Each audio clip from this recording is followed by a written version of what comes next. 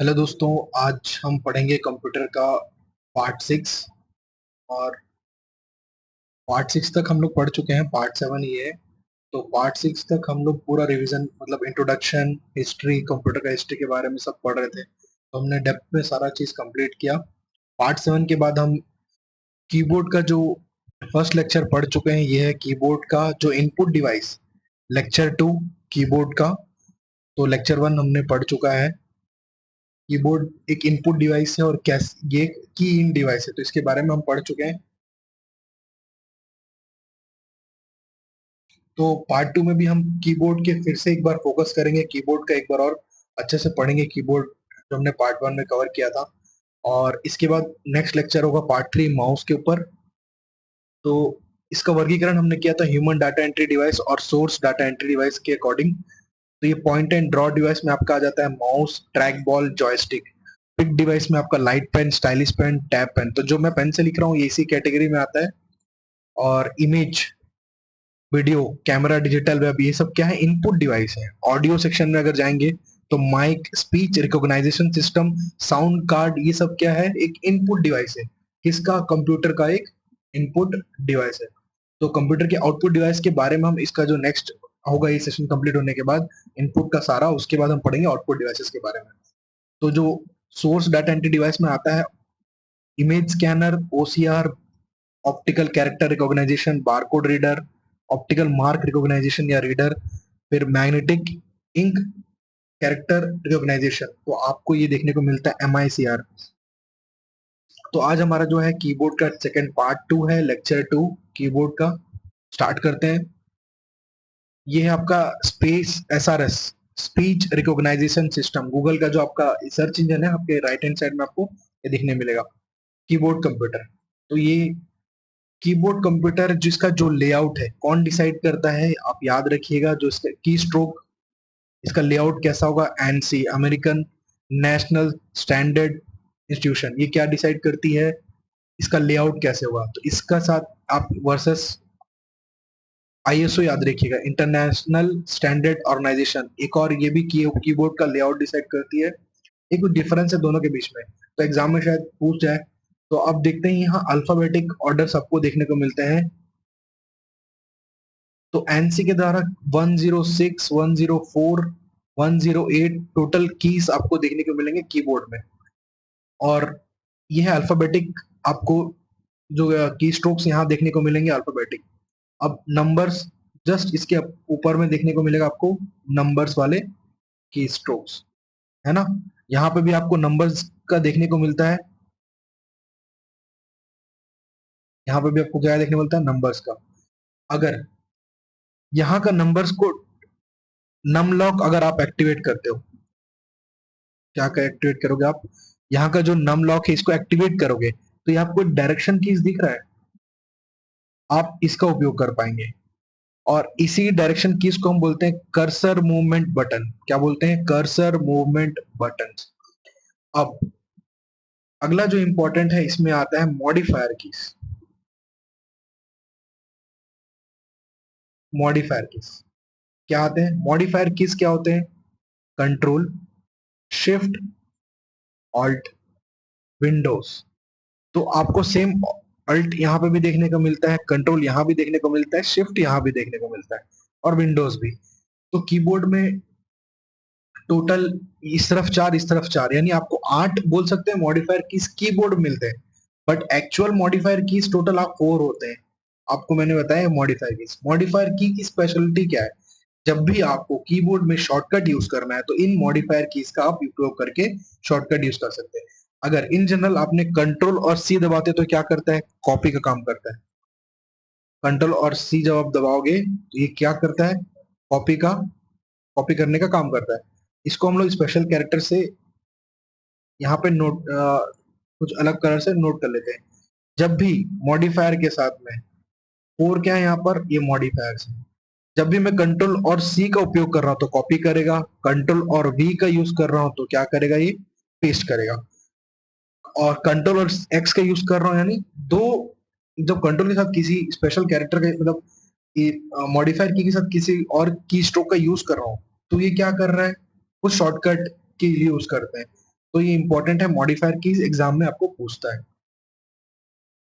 अब यहाँ पे प्रिंट स्क्रीन आपको दिखता है, एक स्पेशल पर्पस की है। क्या है? एक स्पेशल पर्पस की प्रिंट स्क्रीन। नमलॉक भी क्या है? स्पेशल पर्पस की। अब टैब क्या है यहाँ पर? स्पेशल पर्पस की। बैक स्पेस, स्पेस बार आपको देखने को मिलता है इसमें, और फंक्शन कीज। इसके बाद आता है सबसे इंपॉर्टेंट, इसको हम लोग कलर चेंज कर लेते हैं, ये ब्लू रखते हैं। ये क्या है? Function keys. Function keys. अब फंक्शन कीज का स्पेशल होता है, जैसे आपको सर्च ऑप्शन मिलेगा, F2 से रीनेम हो जाता है, तो ऐसे आपको F4 से क्या होता है? विंडो क्लोज होता है, F5 से रिफ्रेश होता है, F6 से आपको सर्च बार पे, आपको एड्रेस बार पे लेके जाता है क्रोम में। हम देखेंगे इसको पूरा एक्सपेरिमेंट कर करके कैसे क्या क्या काम करता है। अब आगे बढ़ते हैं। मैंने बताया एनसी, ये क्या करता है? की स्ट्रोक्स को कन्वर्टिंग, जो कन्वर्ट करता है किस में? करस्पॉन्डिंग बीट्स में कन्वर्ट करता है एनसी स्टैंडर्ड के हिसाब से। तो जो भी कीबोर्ड के लेआउट होते हैं आपको एनसी स्टैंडर्ड के हिसाब से देखने को मिलता है। और क्वेर्टी कीबोर्ड में आपको टोटल 104, 108, 106 की स्ट्रोक्स ऐसा टाइप का देखने को मिलता है। कुछ नहीं है क्वेर्टी कीबोर्ड, अब हम पढ़ेंगे आगे जाके क्या होता है। अब जब व्हेन अ की is pressed on the keyboard, जब आप कोई की कीबोर्ड पे प्रेस करते हो, तो विच standard is used for converting the key strokes into the corresponding bits? तो एनसी याद रखना है, एनसी स्टैंडर्ड, ये हमने पढ़ा। एनईएक क्या होता है? Electronic numerical integrator and computer. इसकी खोज की थी जॉन मॉचली और जे प्रेस्पर एकर्ड। यूनिवैक की भी खोज इन्हीं ने की थी। 1946 में आपको ये देखने को मिलता है, यूनिवैक 1951 को देखने को मिलता है। एनियक में प्रोग्रामिंग किया जाता था, प्रोग्रामिंग किया जाता था, बट प्रोग्राम में अगर कुछ चेंज करना है तो इसमें चेंज नहीं हो पाता था, चेंज नहीं हो पाता था। बट यूनिवैक में क्या था? प्रोग्राम में हम अगर कुछ चेंज करना है तो चेंजेस ला सकते थे यूनिवैक में, है ना? तो ये इंपॉर्टेंट। अब इन दोनों के बीच का जो एडिशन आप समझिए, याद रख सकते हैं, एडवेक। एडवेक क्या है? प्रोग्राम को स्टोर करता था। और इसकी खोज किसने की थी? जॉन वॉन न्यूमैन इसके खोज करता थे। एडवेक कब आया? 1950 में आया। ये इंपॉर्टेंट आपको याद रखना है। एसके का फुल फॉर्म है American standard code for information exchange. Keyboard क्या है? एक इलेक्ट्रोमैकेनिकल इनपुट डिवाइस है। ये पूछेगा, इसको पॉइंटिंग डिवाइस के नाम से भी जाना जाता है। शिफ्ट कीज आपको यहाँ और यहाँ देखने को मिलते हैं, हम पढ़ चुके हैं। अब ये इनको हम क्या बोलते हैं? न्यूमेरिक। यही है न्यूमेरिक, नंबर्स वाले। इनके अंक पूछता है, टोटल कितने अंक है? टोटल 10, 0 से 9 तक। न्यूमेरिक कीपैड के कितने अंक होते हैं? 10 अंक होते हैं। कर्सर मूवमेंट बटन, ये है कर्सर मूवमेंट बटन, हम पढ़ चुके हैं। जब नम लॉक एक्टिवेट करोगे तो आपके यहाँ डायरेक्शन यूज करने को मिल जाता है। Which of the following are modifier keys? 4 होते हैं। कौन कौन से? पहला विंडोज बटन याद रखिए, कंट्रोल, CTRL, ऑल्ट, शिफ्ट, है ना? तो इसमें कंट्रोल भी है, ऑल्ट भी है, तो आंसर क्या होगा? B and 1 and 2। Modifier keys हमने पढ़ लिया। जब शॉर्टकट की का यूज करना होता है, किसी भी शॉर्टकट का यूज करना होता है, शॉर्टकट कमांड का, तो हम इनका उपयोग करते हैं, मॉडिफायर कीज का। Standard keys are the keys, इसमें कौन से हैं? स्पेशल पर्पस की हैं।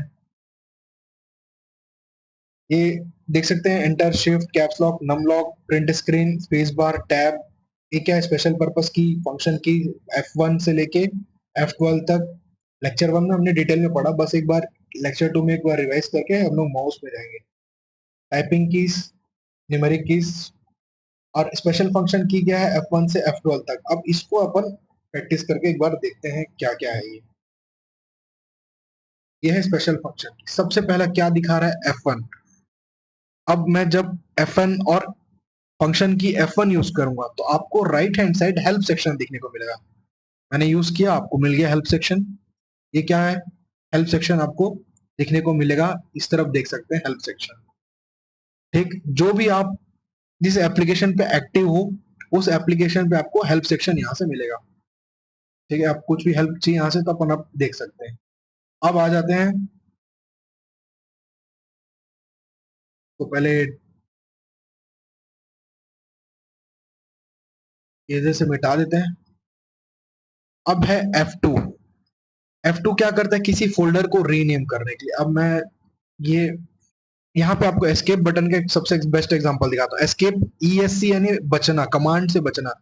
जैसे ही मैं अभी किस कमांड को यूज कर, इरेजर का यूज कर रहा हूँ, कमांड जब मैं जाऊंगा तो ये अपने आप इरेजर हट गया और क्या आ गया, पॉइंटर।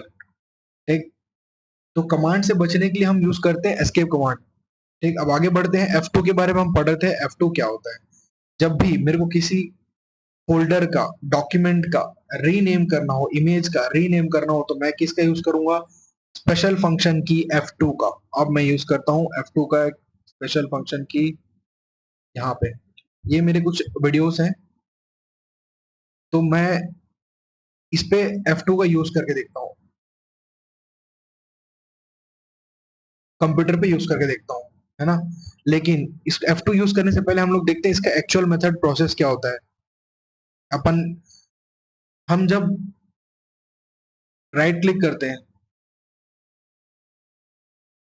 हम जब राइट क्लिक करते हैं कर अपने माउस पे, राइट क्लिक करने के बाद एक डायलॉग बॉक्स ऐसा आपको, ऑप्शंस वाले बॉक्स ऐसा ओपन आपको देखने को मिलेगा, पॉपअप। जब ये पॉपअप ओपन होगा तो शो मोर ऑप्शन में जाएंगे। आपको रीनेम कब दिख रहा है, लास्ट में दिख रहा है। यानी मेरे को टोटल 3 स्टेप यूज करना पड़ा। पहले मैं राइट क्लिक किया, फिर शो मोर ऑप्शन में गया, फिर आपको रीनेम का यहाँ पे देखने को मिलता है। यहाँ से आप क्या कर सकते हैं, इसको रीनेम करते हैं, फिर हम रीनेम करेंगे, ऐसा ऐसा कुछ लिखा हमने। अब इसको वापस हमको रीनेम करना। अब हमारे पास इतना टाइम नहीं है, तो हम क्या यूज करेंगे, स्पेशल फंक्शन की का यूज करेंगे। चलो यूज करते हैं F2 का। जब मैं F1 यूज कर रहा हूं तो सर्च बॉक्स ओपन होता है, हेल्प बॉक्स F1 से। जब F2 यूज कर रहा हूं इस पर्टिकुलर फोल्डर पे, ये क्या करेगा, इसको रीनेम करेगा। अब इसको रीनेम करते हैं कंप्यूटर। मैंने कोई भी नया पॉपअप ओपन नहीं किया, डायरेक्ट इसको हम लोग शॉर्टकट की से क्या किए, फंक्शन की से यूज किए। तो यही है, चेंज कर लिया हमने। अब पढ़ेंगे F3। अब F3 क्या काम करता है, इसको देखते हैं। ये क्या करेगा, सर्च सर्च बार ओपन करेगा। अपन गूगल ड्राइव, हम गूगल ड्राइव ओपन कर लेते हैं हम। और ये क्या है, सर्च बार आपको देखने को मिलेगा F1 F3 स्पेशल फंक्शन से। तो यहाँ पे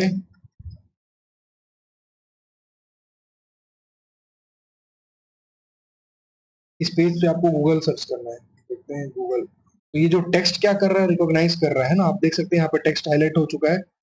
यहाँ पे क्या टेक्स्ट हाईलाइट हो चुका है। अब यहाँ पे मैं वापस यूआरएल से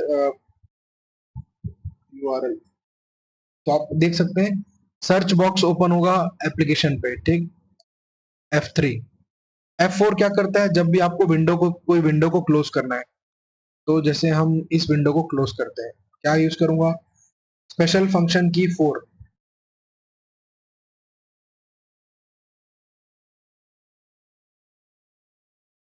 विंडो को क्या करेगा, ये क्लोज करेगा। हम F5 रिफ्रेश करता है पेज को। F6 एड्रेस बार पे ले जाके जाता है। जैसे हम यहाँ पे इसका ओपन करते हैं,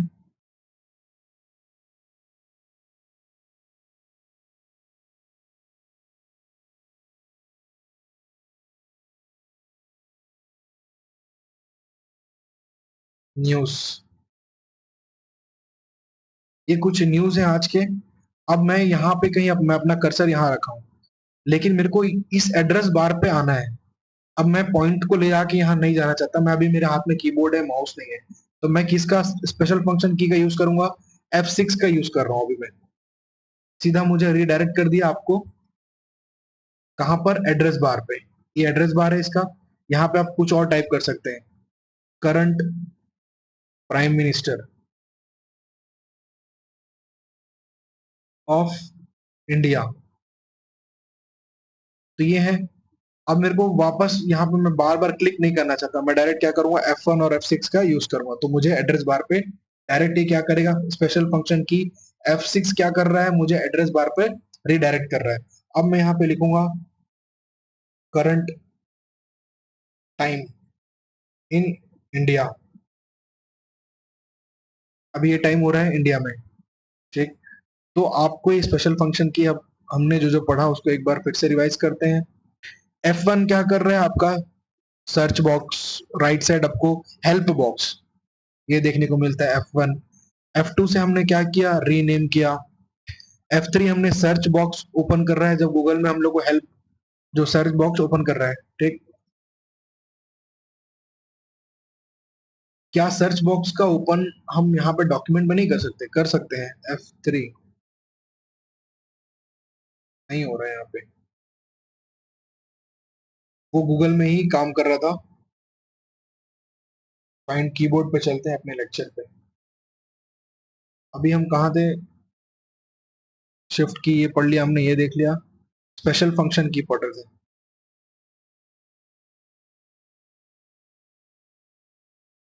यहाँ तक हम पहुंचे।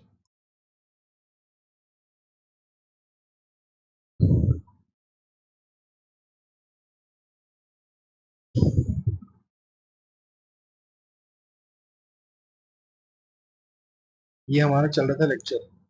तो हमने पढ़ा F6, F7 क्या काम करता है, F7 इसको भी हम ट्राई करके देखते हैं।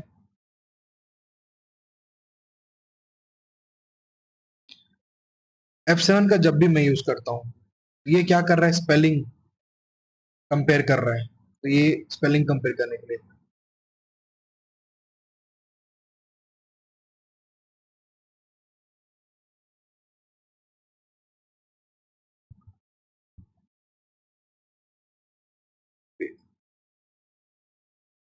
ये क्या है हमारा चला था अभी, F8, F9, F10, F11, F12। अब इतने कैरेक्टर बचे हैं, इनको भी हम देखेंगे। अब जो F8 क्या काम करता है, यहाँ पे इसका स्पेशल पर्पस क्या है F8 का? ये क्या करता है, बूट मेन्यू, जब भी हम टर्निंग कंप्यूटर को ऑन करते हैं, तो बूट मेन्यू को ऑन, जो बूट मेन्यू को एक्सेस करने के लिए हम किसका यूज करते हैं, F8 का यूज करते हैं। और F9 क्या करते हैं, रिफ्रेश, जब माइक्रोसॉफ्ट में डॉक्यूमेंट को रिफ्रेश करना हो या ईमेल सेंड करना हो, तब हम आउटलुक में ईमेल सेंड करना हो तो हम F9 का यूज करते हैं। F10 क्या करता है, अब यहाँ पे जो F10 है, आप यहाँ पे देख सकते हैं F10। तो ये जो मेन्यू है ऊपर, ये सब हम इनको मेन्यू बोल सकते हैं। ये क्या कर रहा है, मेन्यूज को एक्टिवेट कर रहा है। Home menu, insert, draw. अब इंसर्ट में कुछ ना कुछ है, जैसे मैं यहाँ पर हूँ, मुझे इसमें इंसर्ट करना है एक इमेज, बट मैं अभी होम वाले मेन्यू पे काम कर रहा हूँ और सडनली मेरे को, माउस मुझसे दूर है, कीबोर्ड मेरे पास है, मैं कीबोर्ड से काम कर रहा हूँ। तो F10, जो F10 का यूज मैं कैसे कर रहा हूँ, स्पेशल फंक्शन की 10 जब भी मैं प्रेस करूंगा तो ये मेन्यू का सेक्शन को एक्टिवेट कर देगा। ये हो चुका, हाईलाइट हो गया, फाइल, होम, डिजाइन, ट्रांसलेशन। तो यहाँ पे लेटर्स आपको दिख रहे हैं, ये सब एक्टिवेट हो गया। जैसे ही मैं अपने कीबोर्ड पे एन यूज करूंगा, एन यानी मैं कुछ इंसर्ट करना चाहता हूँ, एन यूज करूंगा तो मेरे को एन का मेन्यू ओपन करके दे दिया। ये अभी भी मेन्यू का फंक्शन चल ही रहा है, हम लोग मेन्यू से बाहर नहीं आए। जब तक मैं, अगर मैं इस कमांड से बाहर आना चाहता हूँ, मैं यूज करूंगा एस्केप। ESC बटन हमने देखा था कीबोर्ड में, एस्केप यूज किया, कमांड से बाहर आया उस कमांड से। एक बार और एस्केप यूज करूंगा, वापस मैं कमांड से बाहर आ गया।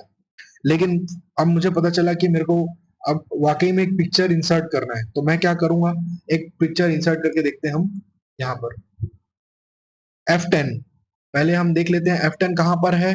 ये है अपना F10, हमारा F10 यहाँ पर है। इसका यूज करेंगे अब, F10 स्पेशल फंक्शन की। जैसे ही मैं F10 को एक्टिवेट करता हूँ, मेरा मेन्यू ओपन हो गया, मेन्यू हाईलाइट हो गया। अब इसमें से मेरे को एक इमेज इंसर्ट करना है, एन पे क्लिक किया तो उसका मेन्यू ओपन हो गया। एन पे मुझे पी पे जाना है, पी पे ऑप्शन हो गया। यहाँ पे दो ऑप्शन आ गया, डी और ओ। एस्केप कमांड से बाहर आते हैं, फिर से स्टार्ट करते हैं, F10 प्रेस किया तो यहाँ पे आप देख सकते हैं ये मेन्यू सेक्शन ओपन हो गया है, एन हाईलाइट हो गया। इंसर्ट करना है मुझे, एन दबाना है, एन दबाया तो फिर पी का जो मेन्यू सेक्शन वो ओपन हुआ, पी। फिर जब मैं डी को सेलेक्ट करूंगा तो मुझे ऑप्शन सेलेक्ट करने के लिए एक पॉपअप आएगा, तो मैं यहाँ से थैंक यू उसको, इमेज को सेलेक्ट कर लेता हूँ। तो देखिए कितना आसान हो गया। अगर मेरे को इंसर्ट करना हो तो मैं यहाँ क्लिक करता, पिक्चर्स में जाता, डिवाइस में करता। अगर कीबोर्ड से मुझे पता है तो डायरेक्ट F10 दबाओ, F10 का यूज करो, एन यूज करो, पिक्चर यूज करो, डी यूज करो, कितना आसान हो गया। अब जिस फोल्डर में आपका इमेज है आपको तुरंत वहां पे ले जाके ये क्या करेगा, आप डायरेक्ट इंसर्ट करो तो तुरंत कुछ भी चेंज करना है, फिर से एक बार में चेंज करना है, एन यूज किया, पी दबाया, फिर डी यूज किया, और फोल्डर में हम लोग सेलेक्ट कर लेते हैं, टैब यूज करते हैं, शिफ्ट टैब, यहाँ पे फोल्डर को सेलेक्ट, कोई भी चीज, किसी भी चीज को हमको यूज करना है, तो क्लासिफिकेशन ऑफ कंप्यूटर को यहाँ पे लेके आते हैं, इंसर्ट किया तो मैं यहाँ पे चले गए, तो कितना आसान हो गया कीबोर्ड से, इसलिए हमको कीबोर्ड पढ़ना जरूरी होता है। अब F10 हो गया, F11 हम लोग क्या फुल स्क्रीन से एग्जिट और एंटर करते हैं इसमें। जब इंटरनेट ब्राउजर पे आप रहेंगे तो आप इस पे फुल स्क्रीन मैंने यूज किया, F1 यहाँ बोल रहा है, F11 यूज कीजिए फुल स्क्रीन से एग्जिट करने के लिए, वापस F11 से यूज किया तो फुल स्क्रीन में आगे एग्जिट होना था, उसी को यूज कीजिए, उसी कमांड का, तो ये है इंपॉर्टेंट। F11 भी हो गया। F12 मैं इस पीपीटी पे काम कर रहा हूँ, मुझे इसको सेव करना है, तो मैं क्या करूंगा, फाइल पे क्लिक करूंगा, सेव एज पे जाऊंगा, फिर ऐसा सेलेक्ट करूंगा, उसके बाद सेव करूंगा। अब सबसे बेस्ट शॉर्टकट की यूज करते हैं, F12 डायरेक्ट सेव एज का डायलॉग बॉक्स ओपन हो गया, जिस फोल्डर में आपको सेव करना है उस फोल्डर में जाके इस पर्टिकुलर फाइल को आप सेव कीजिए। तो डायरेक्ट कितना आसान हो चुका है कीबोर्ड का जब आपको क्लासिफिकेशन पता है। अब ये इन्हीं को हम क्या कहते हैं, ये जो मैंने नम लॉक एक्टिवेट कर दिया, यहाँ पे देख सकते हैं आपको direction keys, arrow keys, navigation keys, आपको इन्हीं को ही बोलते हैं। कंट्रोल होम कर, अगर जब भी मैं कंट्रोल होम का यूज करूंगा, अभी मैं स्लाइड नंबर 207 पे हूँ, यहाँ पे आप देख सकते हैं स्लाइड नंबर 207। अब डायरेक्ट मैं यूज कर रहा हूँ इस कमांड का, तो मुझे कहाँ लेके जाएगा, कंट्रोल और home, first beginning of the document पे आपको लेके पहुंचा दिया ये, है ना।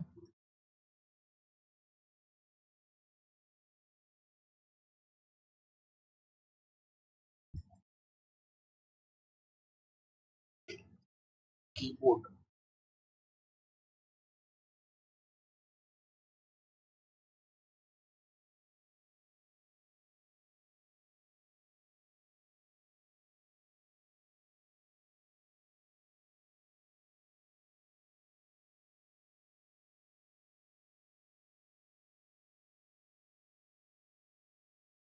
तो हमारा यहाँ तक कंप्लीट हो गया F12 तक।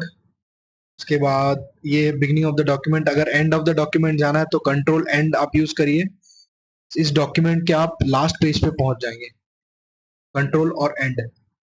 और ये हम देख चुके हैं, कनेक्शन टाइप, यूनिवर्सल सीरियल बस, एक कुछ स्पेशल कमांड्स जो कंट्रोल मैंने बताया था, मॉडिफायर की के साथ हम कुछ की स्ट्रोक ये यूज करेंगे तो आपका कुछ save option, new new folder या फिर new document, open with W से क्लोज, कंट्रोल एक्स से control C copy, control V paste, control X cut, है ना, सेलेक्ट ऑल करने के लिए कंट्रोल ए, तो ऐसे कुछ स्पेशल कमांड है, हमने लास्ट लेक्चर में सब देख लिया। अब एस्केप कैरेक्टर कमांड से बचने के लिए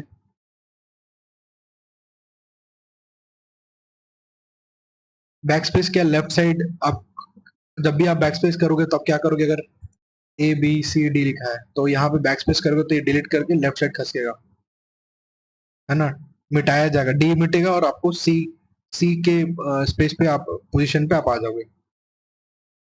रिटर्न की के नाम से भी जाना जाता है कि इसको, एंटर को भी, एंटर को रिटर्न की के नाम से जाना जाता है।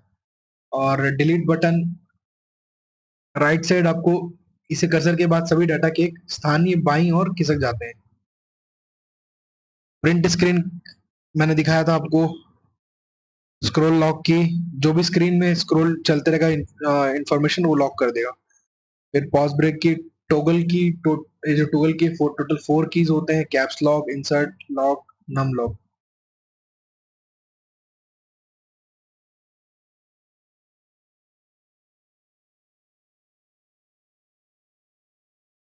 कंट्रोल ऑल्ट और डिलीट, जब सिस्टम हैंग हो जाता है या फिर कोई आपका प्रोग्राम हैंग हो जा रहा है तो इसका आप कमांड का यूज कर सकते हैं, तो वो रीसेट हो जाएगा।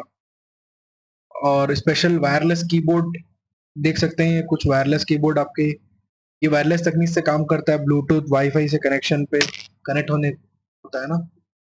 तो ये हमारा कीबोर्ड का सारा लगभग कंप्लीट हो चुका है। इसमें एक ट्रांसमीटर और एक रिसीवर रहता है, इंपॉर्टेंट।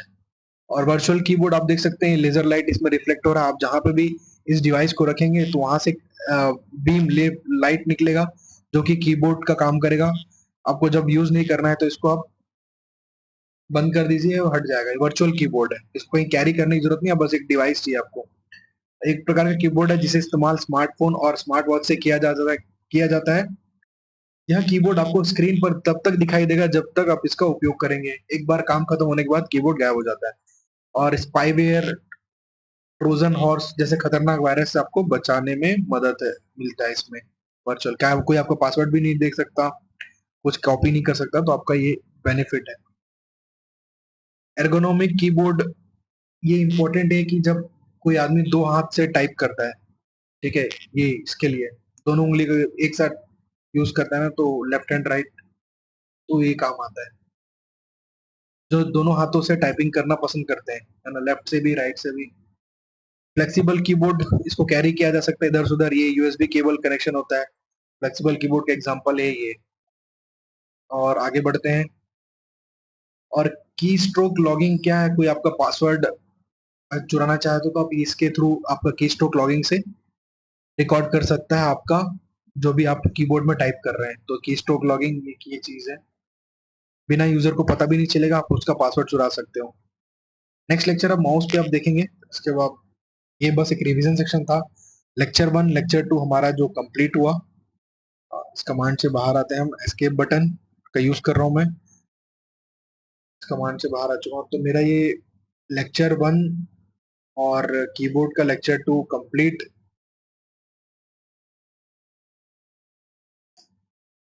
अब हमारा जो होगा माउस पे पढ़ेंगे हम कीबोर्ड का। लेक्चर 1 और लेक्चर 2 हो चुका है, डिटेल में हमने पढ़ा है। लेक्चर 1 में डिटेल और लेक्चर 2 एक रिवीजन सेशन था, इसमें हमने थोड़ा सा रिवाइज किया और पढ़ते हुए आगे बढ़े ताकि हम चीजों को ना भूलें। और अगर इसे कुछ और रिवाइज करना है तो हम यहाँ पे देख सकते हैं, हमने पहले कंप्यूटर के बारे में पढ़ा था। कंप्यूटर को हम संगणक कहते हैं, लैटिन वर्ड से लिया गया है। इनपुट, जो कंप्यूटर को दी गई जानकारी डाटा प्रोसेस करेगा, निर्देश के अनुसार क्या करेगा, प्रोसेस करेगा, डाटा एवं प्रोग्राम को स्टोर करेगा। कंप्यूटर को से ली गई जानकारी क्या है? आउटपुट। जो भी हम लोग कंप्यूटर को डाटा देंगे, कीबोर्ड या इनपुट यहाँ से दे रहे हैं डाटा, ठीक है, ये सिस्टम यहाँ पे प्रोसेस करेगा, आउटपुट देखने को मिलता है। और सीपीयू को हम कंप्यूटर का हार्ट बोलते हैं, मेमोरी यूनिट इसका मस्तिष्क होता है, तंत्रिका केंद्र इसका कंट्रोल यूनिट होता है। ये कुछ इंपॉर्टेंट थे, ये हमने देखा अभी डिटेल में। अब माउस तो पढ़ेंगे। ये ट्रैक बॉल है और ये लाइट पेन, ये पिक डिवाइस में आता है। ये पॉइंट एंड ड्रॉ डिवाइस में आपका इसको आपको देखने को मिलता है। की इन डिवाइस आज पढ़ चुके हैं कीबोर्ड, अब अगला हमारा यही है। पॉइंट एंड ड्रॉ डिवाइस में माउस, ट्रैक बॉल, जॉयस्टिक आता है। ये ओसीआर ऑप्टिकल कैरेक्टर रिकॉग्नाइजेशन जो सोर्स डाटा एंट्री था उसका सेक्शन, उसका पार्ट है ये, है ना। डॉक्यूमेंट का पार्ट, इमेज स्कैनर, ओसीआर, यही सब है। पढ़ेंगे अपन, हम सब धीरे धीरे आगे जाके पढ़ेंगे इसको। और ये हमारा, हमने ये कंप्लीट कर चुके हैं पार्ट 6 पार्ट 7 तक, बट डिटेल में आगे जाके इसको एक बार एक एक सेक्शन को कंप्लीट करेंगे। एमआईपीएस, कंप्यूटर की स्पीड हम किस में मापते हैं? मिलियन इंस्ट्रक्शन पर सेकंड, फ्लोटिंग पॉइंट ऑपरेशन पर सेकंड। सुपर कंप्यूटर की स्पीड को मापते हैं। 1956 में कलकत्ता में कंप्यूटर का स्थापित हो चुका था। 1986, 1986 को बड़ा कर लेते हैं। 1986 में हमने कब यूज किया था? डाकघर में इसका 16 अगस्त 1986 को बैंगलोर के डाकघर में हमने कंप्यूटर का उपयोग पहली बार किया था।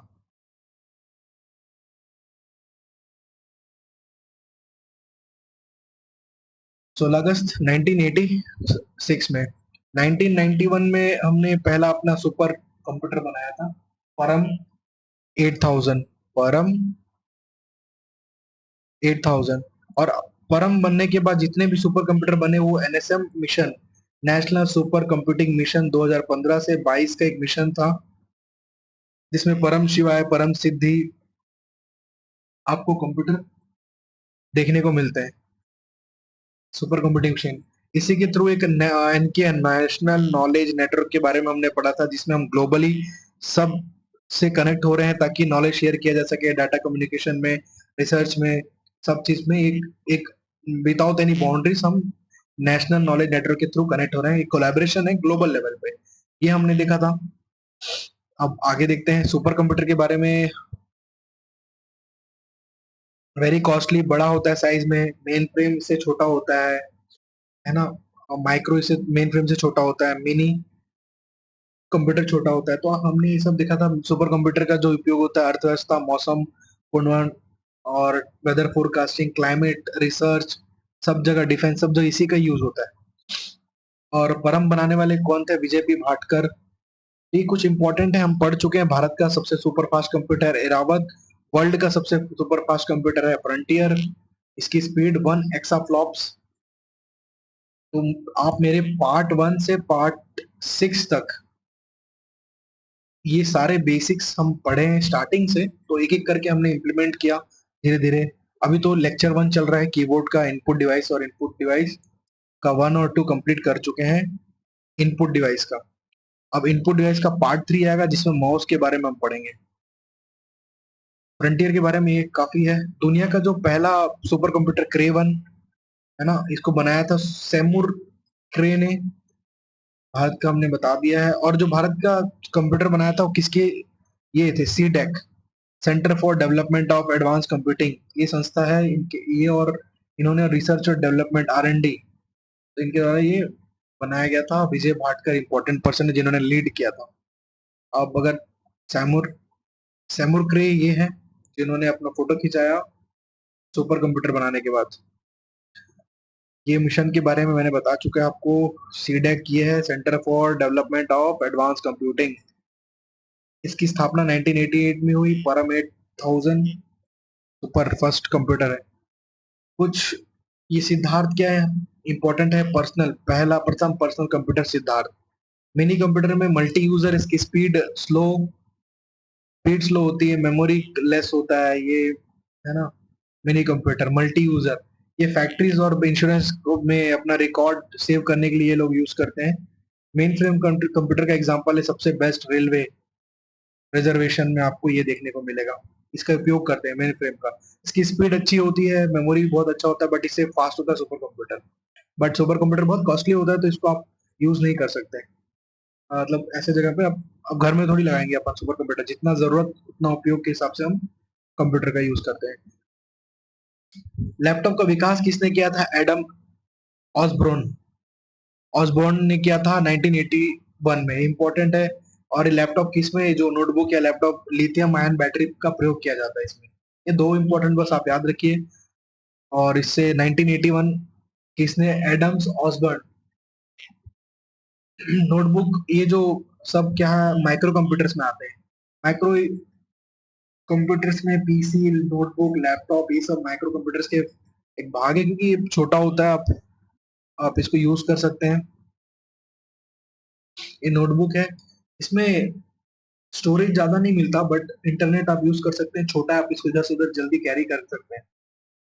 और वर्क स्टेशन कंप्यूटर एक ऐसा होता है, आर्किटेक्चर लोग यूज करते हैं, इतने सारे कंप्यूटर एक साथ एक आदमी यूज कर रहा है, ये वर्क स्टेशन है ना। वर्क पूरा अपना खुद का स्टेशन बना लेते हैं लोग। ये पाम टॉप जो आप इधर से उधर कैरी कर सकते हैं, आप जेम्स बॉन्ड जैसी मूवी में देखा होगा आपने, ऐसे डिवाइस यूज करते हुए पाम टॉप, जो कि हथेली पे। लैपटॉप हम लोग लैब पे रखते हैं।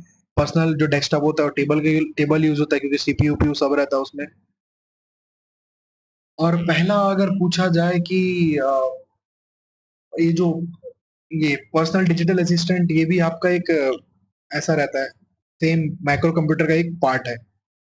टैबलेट कंप्यूटर भी माइक्रो कंप्यूटर का एक पार्ट है। इन लोग इन्हीं को हम क्या करते हैं, हैंड हेल्ड, यानी हाथ से इसका उपयोग, हैंड हेल्ड कंप्यूटर्स के नाम से भी जाना जाता है ये सब। ये हम पढ़ चुके हैं। इसका साइज में बड़ा होता है सुपर कंप्यूटर, उससे थोड़ा छोटा मेन फ्रेम कंप्यूटर, उससे छोटा mini computer micro computer. Analog computer का भी यूज नहीं होता है। एनालॉग यानी इसमें जो टेम्परेचर और प्रेशर में क्या होता है, कभी कम कभी ज्यादा, ये सब एनालॉग कंप्यूटर का एक एग्जांपल आप याद रख सकते हैं। और जो डिजिटल कंप्यूटर है उसमें ऑन ऑफ, 1 यानी ऑन, 0 यानी ऑफ, और डिजिटल और एनालॉग का combination hybrid computer. Hybrid computer आपको हॉस्पिटल में देखने को मिलता है, जिसमें एनालॉग और डिजिटल दोनों के फीचर्स अवेलेबल रहते हैं। सबसे कम जानने में आया कंप्यूटर कौन सा है? एनालॉग, क्योंकि अभी इसका यूज उतना नहीं होता है। ये एनालॉग का एग्जांपल है, डिजिटल 1 यानी ऑन, 0 यानी ऑफ। ये जो एनालॉग है, समय के साथ क्या होता है, परिवर्तित होने वाली भौतिक राशियों को एनालॉग राशि कहते हैं। तो जैसे दबाव, तापक्रम, विद्युत, वोल्टेज आदि ये एनालॉग का, ये डिजिटल का। इस कंप्यूटर में जो डिजिटल बाइनरी सिस्टम 0 1 द्वारा किया जाता है डिजिटल कंप्यूटर में। अब हम आज भी डिजिटल कंप्यूटर का यूज करते हैं, तो बाइनरी सिस्टम पे काम करता है 0 1, डेस्कटॉप, लैपटॉप इत्यादि। यही है आधुनिक कंप्यूटर को डिजिटल कंप्यूटर का एग्जांपल पूछता है, कौन सी इसमें आधुनिक कंप्यूटर है। आपको आधुनिक कंप्यूटर पूछेगा और एग्जांपल में दे देगा हाइब्रिड, डिजिटल, एनालॉग, इनमें से कोई नहीं, ऐसा ऑप्शन देगा तो आपको याद रखना है हमेशा डिजिटल लेना है। एनालॉग और डिजिटल कॉम्बिनेशन है हाइब्रिड कंप्यूटर। सबसे बेस्ट एग्जांपल हाइब्रिड कंप्यूटर का आईसीयू में आपने ऐसे मशीन देखे होंगे जो एनालॉग और डिजिटल पे काम करते हैं। ए और प्लस डी, एनालॉग और डिजिटल का फीचर्स इसमें अवेलेबल होते हैं। आगे बढ़ते हैं, कंप्यूटर का मस्तिष्क क्या है, मेमोरी। निम्नलिखित में से कौन सी एक कंप्यूटर की मुख्य क्रिया नहीं है। भाई, कंप्यूटर क्या करता है, डाटा इनपुट लेगा। पहले आप अपना जो कॉन्सेप्ट है उस पर फोकस करें, और आउटपुट प्रोसेस करेगा, उसको आउटपुट के तौर में देगा। साथ ही साथ क्या करता है, डाटा को स्टोर भी करता है। तो इनपुट दे रहा है, प्रोसेस कर रहा है आउटपुट, और स्टोर कर रहा है। स्टोर यानी भंडारण और संग्रहण बोल सकते हैं। ये दो कंफर्म हो गया। इसमें से कौन सा नहीं है पता करना है। प्रोसेसिंग भी है, जो नहीं है वो है डाटा एनालिसिस। ये मुख्य है, मेन फंक्शन है ना, इसको मेन फंक्शन है कंप्यूटर का। मेन फंक्शन कंप्यूटर का। कंप्यूटर प्रक्रिया का मूल लक्ष्य डाटा के डैश में परिवर्तित करना है। तो जो भी हम लोग डाटा देंगे उसको क्या करेगा, पर्टिकुलर एक इंफॉर्मेशन में उसको क्या करेगा, कन्वर्ट करता है। वही है सूचना में कन्वर्ट करता है। कंप्यूटर के भौतिक घटकों को क्या कहा जाता है, हार्डवेयर कहा जाता है। निम्नलिखित में से कौन सी सीपीयू की गति मापने की इकाई नहीं है। तो मैंने बताया था कंप्यूटर की स्पीड को हम किससे मापते हैं, मिलियन इंस्ट्रक्शन पर सेकेंड, MIPS। सुपर कंप्यूटर को हम किससे मापते हैं, फ्लॉप्स, फ्लोटिंग पॉइंट ऑपरेशन पर सेकेंड, ये है इसका फुल फॉर्म। फ्लॉप्स यहाँ पे यूज हो रहा है, ये भी हम MIPS यूज हो रहा है। और इसमें से जो गीगा हर्ट्स है, उसमें भी हम क्या सीपीयू की स्पीड को मापते हैं। पर जीबी यानी क्या है, मेमोरी स्टोर के, किलो, MB, मेगाबाइट, गीगाबाइट, ये सब क्या है, स्टोरेज वाले यूनिट है। तो आप इसको याद रखेंगे। इवोल्यूशन ऑफ कंप्यूटर का बेस्ट हम 16th सेंचुरी या 3000 BC से वापस रिवीजन करते हैं। Abacus, abundant beats addition calculation utility system, इसका फुल फॉर्म है। फिर हमको मिलता है 1617 में विलियम ऑकर्ट की स्लाइड रूल। 1622 में मिल 1622 सॉरी, ये जो स्लाइड रूल है ये है 1622 का। 1670 का है नेपियर बोन, जॉन नेपियर की नेपियर। इसमें हम लोग को हमको दशमलव अंक देखने को मिलता है, जो नेपियर बोन कैलकुलेशन के लिए यूज किया जाता है। स्लाइड रूल एबेकस जो चीन के द्वारा था, अभी भी यूज होता है एबेकस का। ऐसे ऐसे मोती टाइप से आपने देखा होगा, कैलकुलेशन के लिए यूज करते हैं। स्लाइड रूल हमने पढ़ लिया, 1617 हो गया। 1642 में Blaise Pascal Pascaline calculator, Pascaline calculator. ये हमारा रिवीजन सेक्शन है, पहले हम सारा पढ़ चुके हैं। 1813 से लेके 1822 के बीच में difference engine, analytical engine, sorry difference engine 1, difference engine 2, analytical engine 1833। 1890 में हॉलरथ की हमें वो टैबलेटिंग मशीन देखने को मिली, जो आज के IBM पे के नाम से जानी जाती है। ये नेपियर बोन, एबेंडेंट, ये आप मोती वाला इसको देख सकते हैं। नेपियर बोन, विलियम ऑटरेट की स्लाइड रूल पढ़ चुके हम। 1642 में पास्कलाइन कैलकुलेटर पहला मूलभूत कैलकुलेटर माना जाता है इसे, 1642 में। ये डिफरेंस इंजन 1, डिफरेंस इंजन 2 के कुछ कुछ changes. Father of computer Charles Babbage, इन्होंने ही एनालिटिकल इंजन की खोज की थी 1833 में। अगस्ता एडा, यही है जिन्होंने फर्स्ट प्रोग्रामर इनको माना जाता है, प्रोग्रामिंग है ना, कंप्यूटर प्रोग्रामर यही है। और the mother of computer science इन्हें कहा जाता है, एडा लवलेस। तो इनका नाम एडा अगस्ता भी से भी जाना जाता है, एडा हलरत की टैबलेटिंग मशीन 1890 में अमेरिकी गणना में इसका उपयोग किया गया था, जो आज के आईबीएम पॉपुलर है। 1931 में बुश एनालॉग सॉल्यूशन देखने को मिलता है, डिफरेंशियल इक्वेशन बाय इंटीग्रेशन। यह जो बुश सॉल्यूशन इनकी जो 1931 में, ये क्या है, बुश एनालॉग सॉल्यूशन आधुनिक एनालॉग कंप्यूटर था, यह पहला आधुनिक एनालॉग कंप्यूटर था। एटनसॉफ एंड क्लिफर्ड बेरी की आपको देखने को मिलती है मॉडर्न कंप्यूटर। एक जो इलेक्ट्रॉनिक कंप्यूटर इन्होंने ही बनाई थी 1942 में। ये क्लिफर्ड बेरी एटनसॉफ के असिस्टेंट थे, बोलो या स्टूडेंट।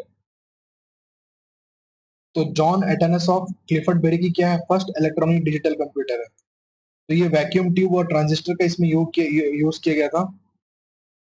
जो हार्वर्ड मार्क वन, ये बहुत इंपॉर्टेंट है, Harvard a icon mark one से लेके मार्क फोर तक, अगर कुछ भी एग्जाम पूछे तो आपके आंसर होगा हार्वर्ड ए आइकन। ये इसलिए इंपॉर्टेंट है कि इन्होंने, पहले हमने देखा कैलकुलेटर कुछ लकड़ी मोती का यूज कर रहे हैं, फिर धीरे से मैकेनिकल में देखा हमने, एटनासॉफ और क्लिफर्ड बेरी के द्वारा इलेक्ट्रॉनिक देखा। अब जो हार्वर्ड मार्क वन है, ये क्या, इलेक्ट्रोमैकेनिकल कंप्यूटर बनाने में सक्सेस इनको मिला था। इलेक्ट्रोमैकेनिकल कंप्यूटर देख सकते हैं कि, sorry, calculator, electromechanical calculator Harvard a Aiken की। तो पूर्ण स्वचालित विद्युत यांत्रिक गणना यंत्र, ये हम पढ़ चुके हैं ENIAC के बारे में आज के लेक्चर पे। इसको यूनिवैक भी हमने पढ़ा। जब मार्केट में अब तक क्या हो रहा था, इतने बड़े बड़े कंप्यूटर एक रूम का, कोई घर में इतना बड़ा कंप्यूटर तो यूज नहीं करेगा। तो ये जो world war one, world war two में ये सब का यूज किया जाता था, उस टाइम पे धीरे धीरे डेवलपमेंट हुआ रिसर्च में, इंस्टीट्यूट में। लेकिन जब मार्केट थोड़ा अच्छा हुआ तो फिर एप्पल टू सीरीज आया मार्केट में। इन्होंने बिजनेस कंप्यूटर पे ध्यान दिया, बिजनेस माइक्रो कंप्यूटर पे ध्यान दिया। तो इसमें इंपॉर्टेंट पर्सन आते हैं स्टीव जॉब्स और स्टीव वोजनिक, ये दो पर्सन इंपॉर्टेंट हैं। और रोनाल्ड वेन को फाउंडर है एप्पल इनकॉर्पोरेशन के, ये तीनों। और एप्पल टू सीरीज इन्हीं के द्वारा 1977 में देखा गया था। बिजनेस पर्पस के लिए इन्होंने डेवलप किया था कंप्यूटर को। देख सकते हैं थोड़ा आकार छोटा हो गया कंप्यूटर का। ये तीनों पर्सन है, स्टीव जॉब्स, रोनाल्ड वेन और ये हमारे जो पर्सन है स्टीव वोजनिक। एप्पल इनकॉर्पोरेशन के फाउंडर है, पार्टनरशिप पे इन्होंने काम के स्टार्ट किया था। टिम कुक अभी सीईओ है एप्पल के। 1622 में किसने सबसे पहला मूलभूत कैलकुलेटर बनाया था, तो Blaise Pascal, pascal and calculator. First generation में हमने क्या यूज किया था, चीफ कंपोनेंट, वैक्यूम ट्यूब से कंप्यूटर बनाते थे फर्स्ट जनरेशन में। फिर हम ट्रांजिस्टर यूज करते हैं, फिर इंटीग्रेटेड सर्किट, फिर micro processor, ultra large scale integration, AI. First generation में कोई भी ऑपरेटिंग सिस्टम नहीं था, इधर भी नहीं था। यहाँ पे हमको इंट्रोड्यूस हुआ लिनक्स, यहाँ पे डॉस, फिर यहाँ पहुंचे तक हम लोग विंडोज, डॉस, लिनक्स सब का यूज करना है। डीओएस का फुल फॉर्म है डिस्क ऑपरेटिंग सिस्टम। और फर्स्ट जनरेशन में मशीन लैंग्वेज, सेकंड में असेंबली लैंग्वेज। सेकंड जो था कोबॉल और Fortran, formula translation, common business oriented language. COBOL का फुल फॉर्म ये आपको देखने को मिलेगा। आप आगे बढ़ते हैं। एसीडी का मैंने कुछ एब्रिविएशन ऐड किए थे ताकि एब्रिविएशन भी फोकस करें, नेक्स्ट लेक्चर में ऐड करूंगा। ऑटोमेटिक कॉल डिस्ट्रीब्यूटर यानी ACD, automatic call distributor, ACD का full form. Advance data communication protocol, ADCP इसका फुल फॉर्म है, advance data communication protocol. Bandwidth allocation protocol, BAP. तो ये क्या करता है, जब क्लाइंट सी को, किसी भी क्लाइंट को ज्यादा बैंडविड्थ चाहिए, ज्यादा स्पीड चाहिए, तो वो बैंडविड्थ इंक्रीज करता है। और जब बैंडविड्थ, जब एलोकेशन, ये जो मेन है एलोकेशन है इसका फुल फॉर्म ना, एलोकेशन यानी एलोकेट कर रहा है, जितने जिसको ज्यादा जरूरत है उस क्लाइंट को क्या कर रहा है, एलोकेट कर रहा है बैंडविड्थ जितना। तो लो बैंडविड्थ, हाई बैंडविड्थ का एक एग्जांपल। अब बेसिक क्या है, beginners all instruction standard code, symbolic instruction code, beginners all purpose symbolic instruction code, ये बेसिक कोड है जो सबको समझ में आता है, इसका यूज आज भी होता है। अपडेटेड वर्जन है क्यू बेसिक और माइक्रोसॉफ्ट बेसिक, अभी इसका अपडेटेड वर्जन है। Direct memory access, DMA, disk operating system, full exam में पूछेगा। COBOL, common business oriented language, किससे संबंधित है, सेकंड जनरेशन से संबंधित। यहाँ पे असेंबली लैंग्वेज आपको देखने को मिलता है, आईबीएम की जो सीरीज थी 30, सॉरी 700 और 401 1401 IBM की कुछ एग्जांपल है जो कंप्यूटर पे। एक रिवीजन सेक्शन है इसलिए मैं इतना फास्ट जा रहा हूँ इसमें। एप्लीकेशन प्रोग्राम इंटरफेस, एपीआई का full form. Carbon copy CC की full form, blind carbon copy BCC की फुल फॉर्म। बीसीसी में जगह दो ईमेल आईडी रखा है तो ये इनका ईमेल नहीं देख पाएगा, ये इसका ईमेल आईडी जो टैग किया हम उनको नहीं देख पाए। बट सीसी में सब एक दूसरे को देखते हैं, ईमेल आईडी एक्सेस आपको देखने को मिलता है। बस ये बेसिक है। ट्रैडिक ट्रांजिस्टराइज डिजिटल कंप्यूटर इसका फुल फॉर्म है। एयरबोर्न कंप्यूटर डिजिटल कंप्यूटर भी बोल सकते हैं। 1954 में हमको देखने को मिलता है ये ट्रैडिक फुल फॉर्म। पीडीपी 8 जो माइक पीडीपी 8 ये संबंधित है, ये बिजनेस कंप्यूटर बोल सकते हैं इसको, बिजनेस पर्सनल कंप्यूटर। और थर्ड जनरेशन से संबंधित है ये मिनी कंप्यूटर है एक पीडीपी 8। मैंने पढ़ाते समय बताया था कॉनराड जूस जो binary digit world first binary digit computer इन्होंने ही बनाया था। Fundamental unit of bit data क्या है? बिट है, क्लाउड शेनन के द्वारा। ई वर्ल्ड पे हम बात करेंगे तो इलेक्ट्रॉनिक बुक्स देखा हमने, इलेक्ट्रॉनिक पेपर के बारे में पढ़ा, इलेक्ट्रॉनिक ये ई लाइब्रेरी है, फ्रेंड्स ई गवर्नेंस जो केरला पे मिशन। क्या सिटीजन घर बैठे बैठे ये इसका यूज करके कोई भी पेमेंट कर सकते हैं ऐसा। ई टेलर का एग्जांपल सबसे बेस्ट एग्जांपल अमेजोन फ्लिपकार्ट आप सब यूज करते हैं। क्या करते हैं आप उस वेबसाइट पे विजिट करेंगे, जो प्रोडक्ट सेलेक्ट करना है प्रोडक्ट को सेलेक्ट करेंगे, परचेस करेंगे, पेमेंट करेंगे, आप डिलीवरी आपके घर में। तो ये ई टेलवेयर का एक यही वो एग्जांपल है। यहाँ पे देखिए आप ई टेलर का एक एग्जांपल है। Customer access the website of e tailer through his और मोबाइल पीसी लैपटॉप से एक्सेस करेगा, चॉइस करेगा प्रोडक्ट का, रजिस्ट्रेशन करेगा, पेमेंट करेगा, आपको डिलीवरी घर पे मिल जाएगा। ई टेलर का असेंबली लैंग्वेज अगर पूछता है तो सेकंड जनरेशन से फोर्ट्रॉन और कोबल इसी के एग्जांपल है। एक लो लेवल प्रोग्रामिंग लैंग्वेज है। मशीन लैंग्वेज फर्स्ट जनरेशन में आपको देखने को मिलता है। ये कुछ इंपॉर्टेंट है, ये आपको याद रखना है। बायोस, जब भी आप कंप्यूटर सिस्टम ऑन करेंगे तो बेसिक इनपुट आउटपुट सिस्टम काम करता है। प्रोग्राम जो माइक्रो प्रोसेस उसको स्टार्ट करता है। ठीक, पावर जैसे आपने सप्लाई दी अपने लैपटॉप या कंप्यूटर पे, आपने जैसे ऑन बटन दबाया तो बेसिक इनपुट आउटपुट सिस्टम क्या करता है, प्रोग्राम माइक्रो प्रोसेसर है ना स्टार्ट। तो सॉफ्टवेयर कोई भी टास्क को कंप्लीट करने के लिए हमें, अब जैसे कोई पर्टिकुलर टास्क, सॉफ्टवेयर यानी इंस्ट्रक्शंस है, इसमें प्रोग्राम है, लोडेड है, लोडेड विद प्रोग्राम और इंस्ट्रक्शन बोल सकते हैं। एक सॉफ्टवेयर किसी टास्क को कैसे करना है किसको समझाता है? हार्डवेयर को। तो ऐसे इन दोनों का रिलेशन है, पूरा डिटेल में हम पढ़ चुके हैं। कोई क्लासिफिकेशन ऑफ कंप्यूटर मैंने बताया, उपयोग के आधार पर first generation, second generation, third, fourth, fifth. Analog computer, digital computer, hybrid computer के बारे में हमने जाना था। Main frame computer, railway reservation, mini computer, micro computer. Mini computer multi user, speed थोड़ा लो होता है, लेस मेमोरी। माइक्रो कंप्यूटर कहाँ पे? जो भी आपका टॉप लैपटॉप, ये सब क्या है आपके माइक्रो कंप्यूटर्स के कुछ एग्जांपल्स हैं। सुपर कंप्यूटर आपने एरावत, परम 8000 फर्स्ट सुपर कंप्यूटर विजय भाटकर से संबंधित है। तो ये कुछ इंपॉर्टेंट आपको याद रखना है। General purpose computer, special purpose computer कुछ है। जो फर्स्ट जनरेशन में, मैं इसलिए आप हर स्लाइड पे अलग अलग रखा हूँ ताकि रिवीजन होता रहे सारा चीज। फर्स्ट जनरेशन और सेकंड जनरेशन में ये मैग्नेटिक टेप्स और ड्रम्स का यूज किया जाता था। इसको मेमोरी के तौर पे, मेमोरी एलिमेंट्स थे ये सब। क्या थे? मेमोरी एलिमेंट्स थे ये सब। और आउटपुट यहाँ पे क्या था? पंच कार्ड आपको देखने को मिलता है, ऐसे पंच कार्ड आउटपुट सिस्टम था, यहाँ पर आउटपुट डिवाइस था। इंटीग्रेटेड सर्किट ये है जैक किल्बी, इन्होंने इंटीग्रेटेड सर्किट की खोज की थी। आप याद रखिएगा फर्स्ट फर्स्ट जनरेशन में वैक्यूम ट्यूब यूज करते थे। सेकंड में हमने ट्रांजिस्टर लगा कि चीफ कंपोनेंट था, कंप्यूटर बनाते थे। थर्ड में इंटीग्रेटेड सर्किट। अब जब हमने देखा कि जो ट्रांजिस्टर है, एक 1000 ट्रांजिस्टर एक इंटीग्रेटेड सर्किट का काम कर रहा है, तो हमने 1 लाख ट्रांजिस्टर लगा दिए। तो वो क्या कर रहा है कि 1000 इंटीग्रेटेड सर्किट का काम कर रहा है, तो स्पीड बढ़ गया। ऐसे हम लोग को डेवलपमेंट देखने को मिला। और very large scale integration, large scale integration, ultra large scale integration, ये सब अभी आज के डेट पे हमको जो चीफ कंपोनेंट है ये सब देखने को मिलते हैं फोर्थ जनरेशन में। फोर्थ जनरेशन में large large scale integration, LSI, PSI। ये कुछ एग्जांपल है, यूनिवैक, फिर से वही रिपीट हो रहा है। और ये इंपॉर्टेंट है, वैक्यूम ट्यूब की खोज किसने की थी? John Ambrose Fleming. Vacuum tube कहाँ यूज किया जाता था? फर्स्ट जनरेशन में। John Ambrose Fleming first generation. Bell laboratory second generation transistor. Assembly language का आविष्कार किसने किया था? Grace hopper. असेंबली लैंग्वेज कहाँ पे? सेकंड जनरेशन, जहाँ पे कोई ऑपरेटिंग सिस्टम नहीं था। फोर्ट्रॉन और कोबल इसके एग्जाम्पल थे। आईबीएम 700 140 ये सब इसके कंप्यूटर एग्जाम्पल। फोर्ट्रॉन ये के सब क्या है? लैंग्वेजेस है, फॉर्मूला ट्रांसलेशन। दूसरी पीढ़ी की असेंबली लैंग्वेज हमने पढ़ा।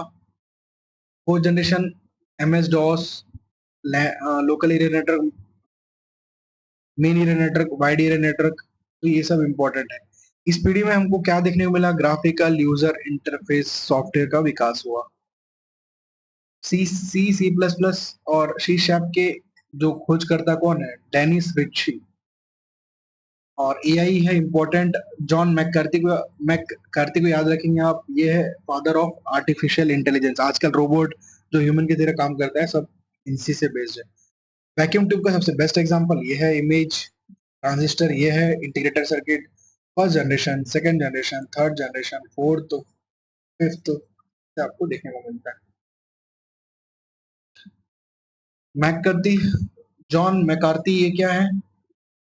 AI fifth generation. क्वांटम के आपको कंप्यूटर देखने को मिलेगा, ये सिक्स जनरेशन से संबंधित है, अभी इसका डेवलपमेंट चल रहा है। डीएनए कंप्यूटिंग, ये भी सिक्स जनरेशन से संबंधित। तो ऐसे ही अलग बहुत सारे ट्रांजिस्टर लगा के हमने इंटीग्रेटेड सर्किट बनाया, बहुत सारे इंटीग्रेटेड सर्किट लगा के हमने एक माइक्रो प्रोसेसर बनाया। एक vacuum tube first generation, transistor second generation, integrated circuit third generation, microprocessor fourth generation, fifth generation. जो फोर्थ जनरेशन में हम जब थे तो large scale integration, very large scale integration, अब ultra large scale, super large scale integration. तो ये आपको देखने को मिलता है चीफ कंपोनेंट्स।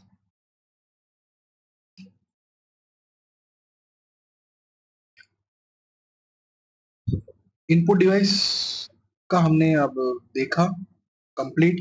ये लेक्चर हुआ रिवीजन के साथ कीबोर्ड। अब अगला जो होगा हमारा जो सेशन है वो है माउस पे पढ़ेंगे हम। आंसर क्या था? बोथ वन एंड टू, क्योंकि कंट्रोल और अल्ट क्या है? मॉडिफायर की। अब अगला जो सेशन होगा वो होगा माउस के बारे में पढ़ेंगे, इसका स्पेसिफिकेशन, कितने टाइप के माउस होते हैं। Thank you. अब मिलते हैं नेक्स्ट लेक्चर में।